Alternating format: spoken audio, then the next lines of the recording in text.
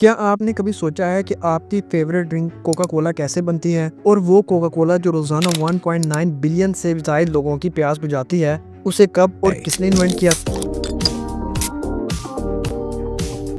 तो इस सफर का आगाज होता है 1886 में, जब अटलांटा के फार्मासिस्ट जॉन पिम्बर्टन ने सर दर्द के इलाज के लिए एक सीक्रेट इंग्रेडिएंट तैयार किया, जिसे सिर्फ 2 साल बाद ही 1888 में पिम्बर्टन ने यह खुफिया रेसिपी कारोबारी शख्सियत आसा कैंडलर को सिर्फ $2300 में सेल कर दी, जिसने बाद में कोका कोला को दुनिया भर में फेमस कर दिया। कोका कोला एक ऐसा ड्रिंक जिसे पीते तो सब हैं, लेकिन वो बनता कैसे ये कोई नहीं जानता, सिवाय कोका कोला कंपनी के 2 सीक्रेट पर्संस के। सिर्फ वही 2 लोग हैं जो कोका कोला ड्रिंक के सीक्रेट रेसिपी को जानते हैं कि एक्चुअल में कोका कोला बनती कैसे है।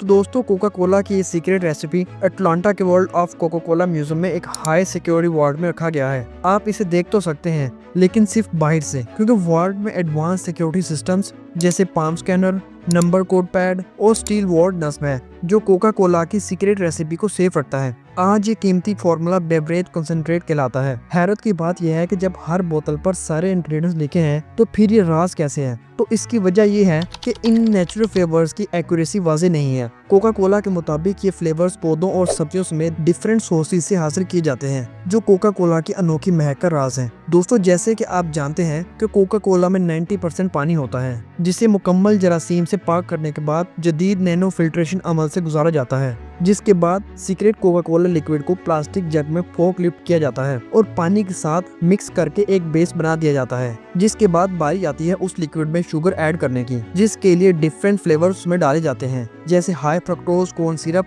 और diet Coke means zero sugar के लिए स्पार्टियम ऐड कर दिया जाता है और डिफरेंट मशीन्स के थ्रू इनको मिक्स और ब्लेंड कर दिया जाता है। उसके बाद इस लिक्विड को एक टैंक में भेजा जाता है, जहां कार्बोनेशन का अमल स्टार्ट होता है और इस लिक्विड में CO2 यानी कार्बन डाइऑक्साइड ऐड कर दिया जाता है। यही वो CO2 होता है जो बोतल खोलते वक्त हिस की आवाज पैदा करता है। इसके बाद बारी आती है बोटल्स के प्रिपरेशन की, जिसके लिए बोटल्स को उल्टा करके फिल्टर्ड वाटर से साफ किया जाता है ताकि इनमें कोई बैक्टीरिया बाकी ना रहे। एंड देन इन वॉश्ड बोटल्स को लेबलिंग के लिए भेज दिया जाता है, जहां बोटल्स को हॉट मेल्ट मशीन से लेबल लगाए जाते हैं। एंड देन इन बोटल्स को फर्दर इंस्पेक्शन के लिए लेजर रोबोटिक मशीन से गुजारा जाता है ताकि खराब बोटल्स को निकाला जा सके। एंड देन जो बोटल्स इन सब क्वालिटी चेक्स को पास कर लेती हैं, उनको फिलिंग और सीलिंग के लिए आगे भेज दिया जाता है, जहां इन बोटल्स को एक स्पेसिफिक क्वांटिटी में भरा जाता है। एंड देन इनको सील कैप से बंद कर दिया जाता है और पैकेजिंग मशीन पर भेज दिया जाता है, जहां इनको अच्छे से रैप कर दिया जाता है। एंड फाइनली इनको स्टोरेज रूम में रख दिया जाता है, जहां से इनको डिफरेंट कंट्रीज में एक्सपोर्ट और डिस्ट्रीब्यूटर्स को भेज दिया जाता है। और इसी तरह आपकी फेवरेट कोका कोला आपके हाथों तक पहुंचती है। अगर आपको ये मालूमात दिलचस्प लगी हैं, तो लाइक और सब्सक्राइब जरूर करें।